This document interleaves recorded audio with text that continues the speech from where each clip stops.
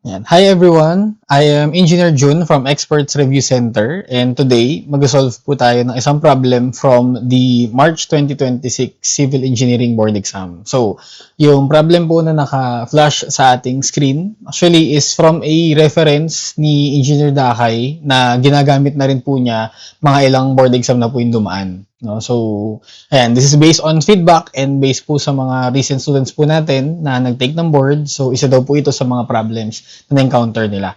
So, ang sabi po dito, the north and east coordinates of point B for the situation shown are most nearly. So, we have 4 options. Yan, arrange based po sa format ni board exam natin. So, letter A is 250, 350.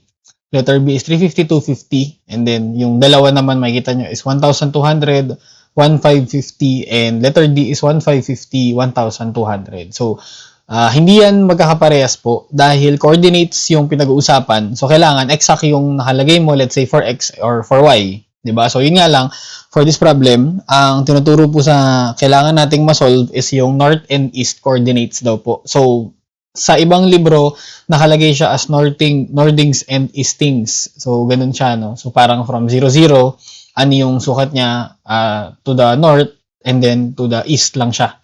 Para hindi siya yung typical natin na coordinate system na meron ka pong X and Y. So, hindi ganun yung idea niya, no? So, pwede mo siyang masolve. Actually, yung process na ginamit ng book is by geometry and then concept ng surveying. So, may ganun na pwedeng magamit din naman po na idea. So, meron naman geometry plus surveying din, tapos may onting calculator lang na pwede tayong parang calculator shortcut na pwedeng i-apply. So, pwede na natin parehas po, no? Okay. So, una para dito, ito yung pinaka-figure po niya. So, I think nung board exam given din naman po yan. Common feedback na itong mga nakaraan na board exam, yung printout daw po ay medyo malabo. So, medyo patibayan rin po ng ng pagkakabasa kung ano ba yung nabasa mo talaga, no? So, dun sa given po, dun sa reference ni sir, ang nakalagay, si point A, meron siyang northing and easting. So, you can see 1,300 and 850. Si point C, 1,800 and 900 po. And then si point B, yung wala. So, yung pinapahanap po dun sa ating problem. Okay. Given po yung length nung side BC and AB, we have 390.512 and 430.116. So, treat niyo yung northings, eastings as coordinates. So, pwede niyo siyang magamit as parang X and Y nga lang din. So, halimbawa, yung point C, pwede po nating malaman yung measurement niya. Parang pwede mo siyang gamitan ng distance formula. Ganun yung idea, no? So, pwede mong ganito yung gawin. Since ang gagawin nga natin actually is geometry plus surveying. So, ang naisip ko na solution sa kanya, yung ginawa rin naman po ng reference is tinrace po yung dito. Trace natin siyang ganyan. Okay, so parang kukunin po natin yung delta y and yung delta x. So, lang siya dito sa... Yan, so kailangan po natin kunin yung delta y saka yung delta x po niyan. So gagawin nyo lang, pag-subtract lang natin yung north saka yung eastings. Check nyo lang siya ng maigi kasi baka yung ma-minus nyo, halimbawa, yung dalawang northings mo, 1,8 minus 1,3. Kaso yung magawa mo, baka mailagay mo po siya doon sa x along x. So, syempre, babaligtad na yung dimensions mo. So, baka bumaligtad din yung sagot or hindi talaga lumabas yung tamang sagot po natin. So, ayan, 1,8 minus 1,300 is 500. Remember, northing siya. So, patayo yung sukat na yan. No? So, this is yung 500. Ganyan. Okay. And then, minus natin, 900 minus po si 850. Yun po 850 naman. Ito naman siya dapat. Okay, yung taas na part. Okay. Ang gagawin ko, pwede mo nang magamit yung dalawang yan, syempre, para masolve nga yung side C. So, we have yung C squared equal kay 500 squared plus 50 squared. So, kunin po natin yung square root ng both sides. So, we have square root po ng 500 squared plus 50 squared po. Ayan. So, that is 50 square root po ng 101. So, ako, actually, mas okay ako na iniiwan lang na ganyan yung measurement or yung value, lalo na kung naka-radical naman siya ng maayos. Parang di ko na siya decimal form pa na ganyan, 502 point something, tapos nira-round off siya. So, parang sa akin, mas may advantage lang if yan na yung value nyo. So, you can store, or ako kasi pag ganyan, kahit sa mga students, hindi ko na pinapastore yung ganyang value kasi pwede mo naman nang i-type yan ng madalian lang eh. Okay. So, meron ka na ng value po na ito. Gusto ko sanang gawin is kunin natin yung value po ng angle dito. So, let's call this angle theta. Okay, so, we have yung theta. Pag check nyo po, you have a right triangle dito sa side na to. Ito po, ito, saka ito, no? Yung ating right triangle. So, gamit po yan. You can use tangent ng theta equal po kay 50 over 500, di ba? Opposite over adjacent. Okay? So, para makuha yung angle, wag na po natin siyang i-shift solve, no? Pag mga ganyan lang. So, gamitin nyo po yung function ni arctangent. 50 over 500. Okay? So, we have arctangent. So, we have arctangent po ng 50 over 500. Yan. So, we have this angle. So, suot ko lang muna siya. 5.710 593137. Ayan. Okay. So, I have this angle. So, gawin ko sana, store ko lang siya kay letter E. Po. No, kay letter A natin. Value. So, natin kay A. Ayan. So, ngayon po, after nyan, kompleto naman lahat ng dimensions ng triangle mo. So, pwede nating makuha yung angle dito. No? Let's call this angle A. Syempre, simple. No? Nakaturo naman na siya doon. So, we can solve for angle A using cosine law. So, by cosine law po dito, sa baba.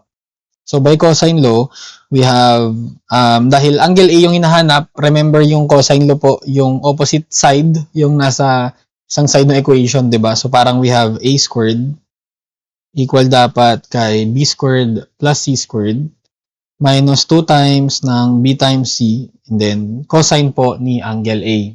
So, lagay nyo lang po lahat nung given sa atin. Remember, side C is 50 square root ng 101. Ayan.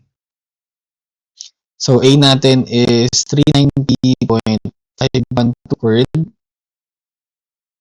430.116 squared plus side C. Ito, quantity 50 square root ng 101 squared minus 2 times 430.116 50 square root po ng 101 and then cosine po ni angle A.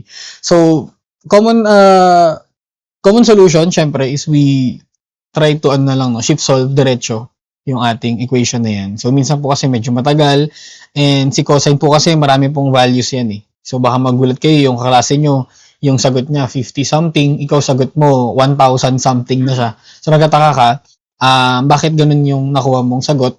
Eh, same lang naman ng equation, di ba? So, I suggest you try to isolate pa rin po dito. So, ang gagawin ko sana, ito ko lang po sa calculator. So, kunin ko yung A squared. So, ito po siya. Medyo mabilis ata. So, kunin ko yung A squared. Minus ko yung 430. Lipat ko lang po sa kabila. Ayan. And then, lipat ko si 50 square root ng 101 squared.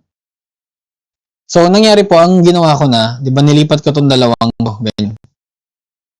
So, ang may iunan po is yung negative. Ito yung minus 2 times yung dalawang side.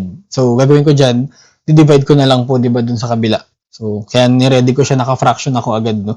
So, negative 2 times 430, sorry, nag-glare siya, 0.116 times 50 square root po ng 101. So, papansin po ninyo, hindi kasi ako mahilig mag-parenthesis masyado. So, parang part yung tinuturo rin po namin sa review. Kasi, nyari ito, 390.512 squared kasi, pwede may parenthesis, pwede rin naman pong wala. Parehas lang siya. So, mas tipid lang sa characters nung sa calculus natin. No?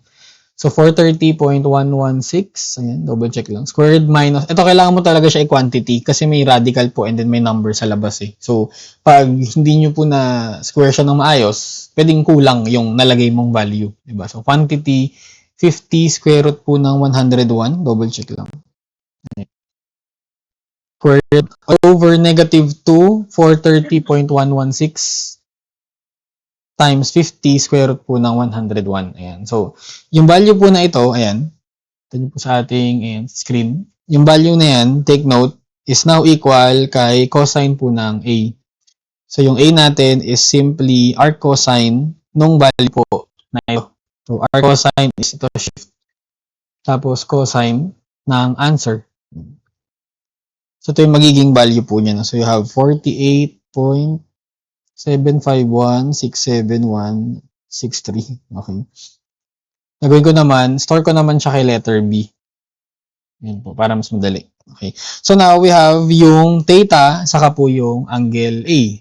So, ganito po yan siguro magmumukha kasi siyang trap. Kung sakali po na meron sa choices, yung N, yung northing ni point B is 1,300 din. So, I think yun yung magiging trap ng onte. Kasi, pag chinek nyo yung drawing, kahit dun sa mismong reference po, mukha talaga lang patay yung ENB. So, maisip nyo po na sagot is yung letter B, parehas lang dapat kay letter A. Parang ganun. So, take note pa, possible po na hindi. Sa choices dun sa libro, wala pong ganong option. So, mapansin po ninyo, mas mataas or mas mababa lang po siya. Ganun lang pinakamangyayari lang. So, walang option na pantay silang dalawa. So, mali na agad yung concept na pantay sila. Okay, so, pag kinuha natin yung theta, ito 5.7, kita nyo po, 71059187. Tapos, add ko angle A. So, yung maging idea kasi is yung concept po ng latitude and departure ng isang course sa surveying nga po natin from traverse. No? So, pag in-isolate natin, you have this point. So, yung point A. No? Assume ko lang po na yung point B nasa taas ng A. Ganyan yung drawing natin muna. Okay. So, bakit po kinailangan yung theta sa yung angle A, di ba? Parang, sir, di ba dapat sa triangle lang tayo nag-work, di ba? Parang ganun. So, kinailangan po natin yung theta sa yung A kasi nga yung concept is case surveying. So, remember, from traverse, di ba, you have a line or course or kung ano man yung tawag po natin. Tandaan po una na yung bearing angle by concept should be from north or south. Diba? So, kunyari dito, ito po yung lalabas na kanya pong bearing angle. Diba? Kaya yung mga bearing po natin, northwest, northeast, southeast, southwest. Wala pong bearing na galing ng east or west unless stated na ganun yung pagkakalagay natin. Okay? So, kung walang sinabi, ang bearing po should be from north or south. So, pag meron ka ng bearing, pwede nating makuha yung tinatawag po na projections ng line. So, you have yung departure, saka nga po yung latitude. So, ang departure po natin is yung projection po nung line mo on an east-west na line. And then, yung latitude po natin is yung projection ng course or line sa isang north-south na line natin. Okay, so ganun yung idea po nun . So, kaya kailangan natin ng bearing kasi ang goal ko sana dun sa ating problem ay malaman po natin yung latitude sa departure ni AB. Para po yung mangyayari is tawag dito, yung northern and easting po nung point A, i-add minus na lang natin yung values ng latitude departure ni point B, ni line AB. Parang ganun yung gagawin po natin, no? Para po makuha natin yung tamang coordinates ni point B. Okay, so ganun yung goal talaga natin. Kaya sabi ko kanina, geometry plus surveying po siya.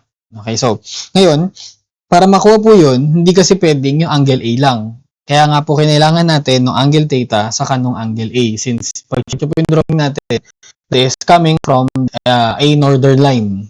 Galing sa vertical, 'di ba? Yung theta plus yung A. So yun yung magiging bearing nila ng AB natin, no. So this is theta plus po yung angle A natin. Ayan. So ganun yung mangyayari po sa kanya. Okay. So you have this distance, take note 430.116.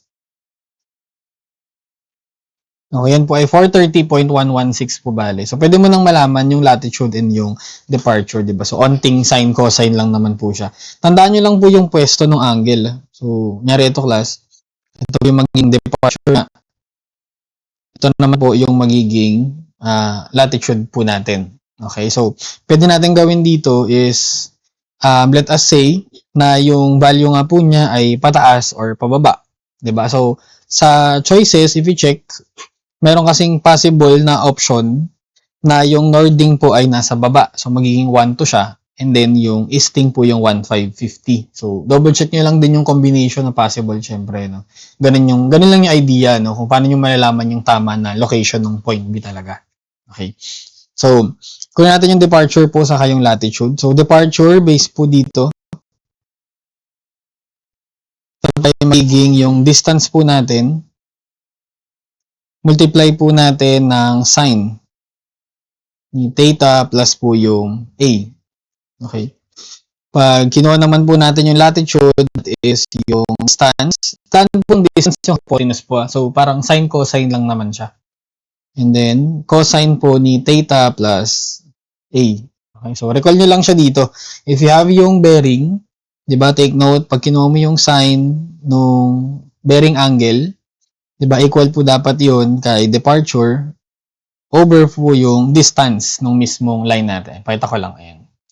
Pag kinuha po natin yung cosine nung B, yung bearing, that should be yung latitude over yung hypotenuse, which is yung distance nung line nga natin. Okay. Yan. So, pag sinolve po natin, we have 430.116 sine. Yung data po natin, remember, naka-store po kay A. Yung angle A, naka-store po kay B. Ayan, makita nyo naman po dito sa video natin. Okay, so, departure is 349.9995351. I think this is acceptable na gawing 350. Okay, and then 430, edit nyo na lang po, gawin nyo na lang siyang cosine. Ayan, galawang ano yan, galawang experts yung mga ganyan. Okay, wag mo na i-type ulit, di ba? I-edit mo na lang na onte. This is 250.0001978. So, I think this is acceptable na gawing 150. Okay, so recall lang po natin, si point A, meron siyang coordinates 1,300 yung north, tas 850 yung east.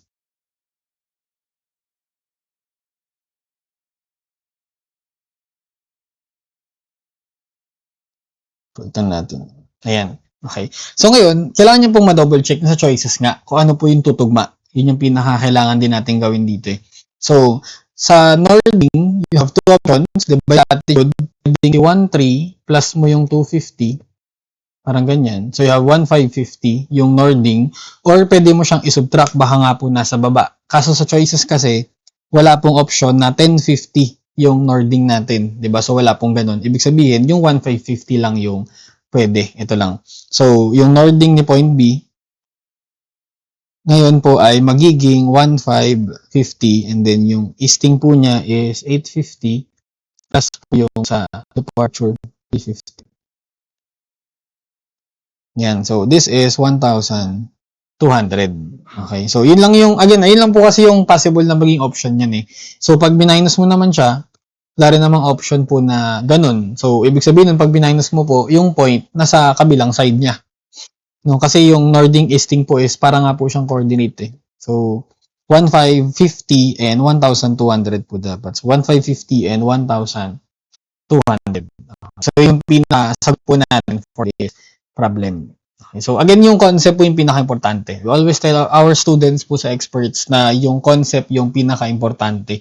Hindi po pwede na ito yung tanong, ito yung sagot niya. So, paano po pag iniba yung given po na onte, nadali ka na nung ganong klase po na way na pagsagot. So, yun yung piniprevent din po kasi natin eh. Okay. So, pakita ko lang po yung isang approach. This is actually, siguro kilala naman yung technique na to if you are in a review center or you have subjects na katulad po ng review, baka nabanggit naman siya sa inyo, no? So, we'll try to use mode complex. So, si complex mode natin. Okay. So, kay complex, yung kailangan na lang natin, siguro I'll try to use kung ano na yung meron na para lang mas mabilis yung approach. Okay, so copy ko lang po ito.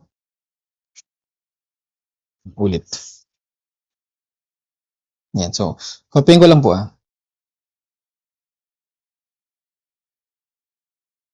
Okay. Ayan, so gagawin po natin ganito. Gamit po si mode complex kasi, ito kasing technique na to, ginagamit talaga siya kapag mga clusters yung topic po na tinatawag missing data. No, if you're familiar with the topic, so yun dun talaga natin siya ginagamit. So, ngayon, meron tayo ng data nakastore sa A, gagamitin natin siya. kunin natin yung angle sana dito. Angle letter C. Okay, so for angle letter C po, you will be using again cosine law. So opposite side squared equal po dun sa dalawang side natin. 90.5 squared plus this is quantity 50 square root ng 101 squared minus 2 times po nung dalawa. And then, cosine po nung angle C. Okay, so hindi nyo po kailangan na kabisadong-kabisado yung formula ng cosine. Ang kailangan nyo po is yung concept kung paano siya binubuo. Kasi hindi mo naman kailangan talaga ng mga letters na yun eh. Ang kailangan mo lang po is ano yung mga side na tinuturo ng mga letters. So, regardless kung anong letter gamitin ninyo, X, Y, Z, A, B, C po, initials ng pangalan ninyo, pwede. So, kailangan yung concept po yung matibay.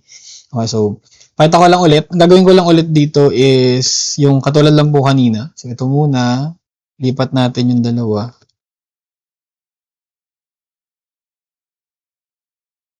Negative 2. Sorry. Times 50 square root ng 101. And then, our cosine po ng answer. This is angle C. 55.905,000,067. Okay. So, ito po, turn natin kay letter C. Ayan, nagkaroon naman siya. Sumemo naman pong ganun. So, remember, kay traverse, yung concept nga po, di ba, ng traverse is dapat po galing sa north or south. Ganun lang siya dapat. So, for example, kung analyze natin si, let's say, sabihin natin, first AC, meron ka ng bearing niya, which is yung theta. So, okay ka na dun. Si CB natin, wala po tayong bearing niya, pero pwede mo siyang magawan. Diba? Yung magiging bearing po niya is this angle coming from south. Remember, ang bearing po dapat less than 90. So, baka gamitin nyo po yung galing sa north. So, obviously, sa drawing, lagpas po ng 90 degrees yan. So, tatawagin po nating theta sub 2 na lang po. Okay, so, theta sub 2, take note po ay kaya pong ma-solve gamit po yung angle C and minus lang po itong si theta. Diba? Remember, this is also angle theta. So, theta sub 2 po is simply angle C minus po yung theta natin. So, meron ka ng value po nun, no? Ang hinahanap natin is yung missing side. Tawagin natin siyang BA. So, we have yung AC and then yung CB tapos po yung BA. So, para po sila ay maging close traverse, take note, kailangan po ay yung value po nila, 'di ba, yung departure, summation ng departure, summation po ng latitude, magkasara, dapat po equal sa 0. So, kay mode complex, nagagawa po 'yun kasi pwede natin gamitin yung idea na yan po ay mga vectors, merong distance, meron pong angle, na kapag pinagsama-sama po natin lahat 'yun, equal po dapat sa 0. So, yun nga lang, kapag ginamit mo kasi yung mode 2, kailangan po natin dito is set ng reference po na line. So, pwedeng from north, pwede pong from south, from east, from west, pwede. So, kailangan meron po tayong reference, no? Gagawin ko na lang po, reference tayo from north. So, halimbawa, si line AC, gagawin nyo po muna, type nyo po yung kanyang distance, 50 square root ng 101. And then, angle po niya from north, diba, is yung theta. Ito po yun, di ba? Remember, siya po ay nakastore sa A. Ayan. Ito po, ayan. So, distance po ni AC, angle A. Yung angle po pala, kung bago po siya sa inyo, siya po ay nasa integral ng calculator po ni Canon. Click nyo lang po yung integral dito, ayan. Lalabas po yung angle na sign. Okay? And then, add natin si side A. Side A po is 390.512. Then, ang angle niya dapat is from north nga po. Dapat galing from north. Kasi yung inumpisa natin na side AC is from north eh. So, dapat ganun yung flow nung pag-solve, no? So, gagawin natin, para makuha mo siya from north, di ba galing dito, papunta po dito. So, pwede natin siyang gawing 180 minus si theta sub 2. Okay, so, 180 minus theta sub 2 po, remember, is angle C minus theta. So, quantity angle C minus theta. Ganyan po So, 180, theta sub 2 is angle C minus theta. Angle C nakastore po sa C. Angle theta nakastore po sa A. Okay. Ayan. And then, yung last po is si BA. So, ganito yung ginawa natin Si side AC, angle nung theta, diba? Plus po natin si side CB, 390.512. Angle po niya is 180 minus theta sub 2. Ganyan. And then, dapat add natin last is si BA. Tapos po, yung sarili niyang angle, tawagin natin theta sub 3 for example. No? So, from north, parang pa ganyan for example, tapos kukuha ka ng angle from north. So, from north, papunta sa kanya, ganyan po. Ito dapat yung theta sub 3. Parang ganyan. So, i-zoom in ko lang po na onte. So, ito siya. Ito po yung point B natin. Ganyan. So, ito po yung magiging theta sub 3. Pakita ko lang dito. Ayan. So, ganyan po yung magiging theta sub 3 natin, bale. Okay? So, tandaan po na lahat nga yan ay dapat po equal to 0. So, ito ay equal to 0. So, ganyan yung pinaka-gagawin po natin. Okay? So, dahil siya equal to 0, kailangan nating masolve is yung value lang po nito.